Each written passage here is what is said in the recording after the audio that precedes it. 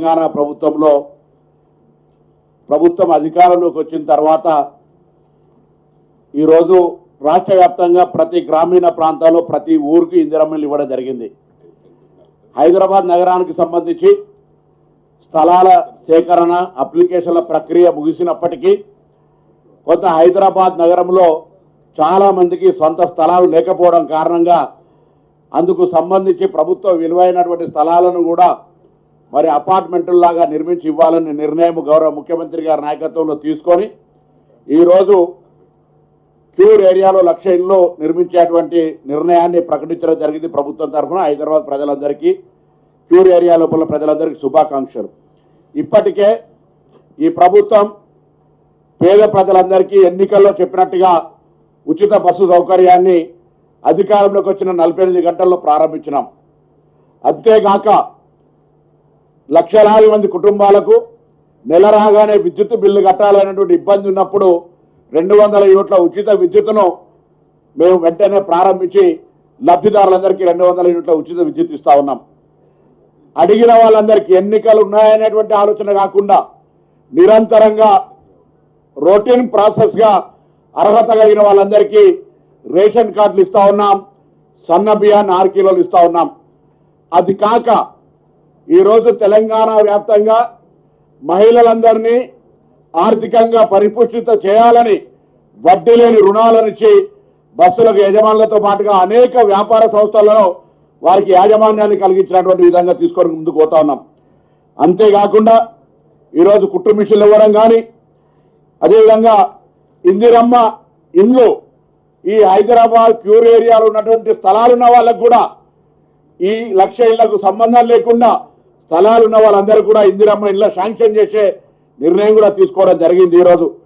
అంతేకాకుండా హైదరాబాద్లో ఉన్నటువంటి 159 బస్తీ దవాఖానాలను కూడా ఎప్పటికప్పుడు జిల్లా అధికారులు ప్రజాప్రతినిధులను సందర్శింపజేసుకొని వాటి సేవల్ని కూడా పేద ప్రజలకు సరైన మెరుగైనటువంటి వైద్య సౌకర్యం కలిగే విధంగా ఇందిరమ్మ క్యాంటీన్ల ద్వారా హైదరాబాద్లో ఉన్నటువంటి అనేక పేద ప్రజలకు బ్రేక్ఫాస్ట్ లంచ్ సౌకర్యాన్ని కూడా కలిగేసేటువంటి కార్యక్రమంతో పాటుగా ఈ మధ్య గౌరవ ముఖ్యమంత్రి గారు ఎల్బీ స్టేడియంలో మేమందరం కూడా ఆ రోజు పాల్గొన్నాం.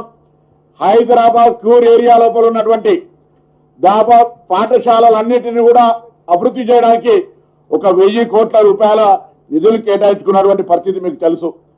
గతంలో హౌసింగ్ డిపార్ట్మెంటే రద్దయినటువంటి పరిస్థితుల్లో ఈరోజు హౌసింగ్ అనేటువంటి ఈ తెలంగాణ ప్రభుత్వానికి ఒక ప్రయారిటీ అనేటువంటి తీసుకొని పేద ప్రజలకు ఇల్లు ఇవ్వాలనేటువంటి ఒక ఆలోచన అమలు చేసే విధంగా ముందుకు పోతా ఉన్నాం.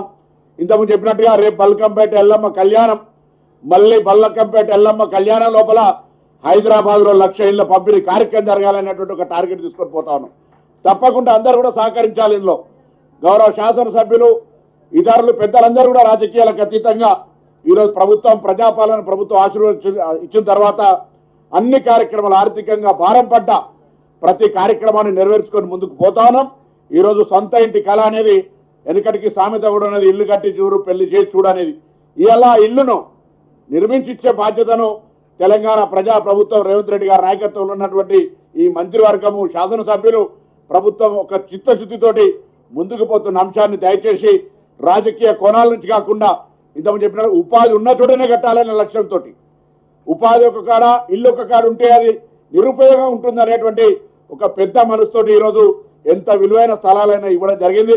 నియమ నిబంధనలు పద్ధతులు ఏ విధంగా ప్రక్రియ అన్ని కూడా గౌరవ మంత్రులు చెప్పారు కాబట్టి ఈరోజు జరుగుతున్న కార్యక్రమాలు పేద ప్రజలందరికీ ఎప్పుడు నిరంతరం ఉపయోగించుకునే విధంగా అది రేషన్ కార్డు, సన్న బియ్యము, ఫ్రీ బస్సు, 200 యూనిట్లు అన్నీ కూడా వాళ్ళు నిండుగా ఉపయోగించుకుంటున్న అంశాన్ని చూసి ఈ ప్రభుత్వంలో మంత్రిగా సంతోషపడతా ఉన్నామనే మాట మనం చేస్తూ మరొక్కసారి ఈరోజు ఇందిరమ్మ నిర్ణయం కార్యక్రమం తీసుకొని మిత్రుడు ఆ పేరు సూచన చేయడం మేము కూడా అందరం కూడా మేమందరం కూడా ఇందిరమ్మ పరిపాలన అన్నాం, అదే పరిపాలన కొనసాగించాలనేటువంటి ఆ స్ఫూర్తిని తీసుకొని ఈరోజు ఈ కార్యక్రమం చేస్తున్నామనే మాట మనం చేస్తూ అందరికీ అభినందనలు, ధన్యవాదాలు.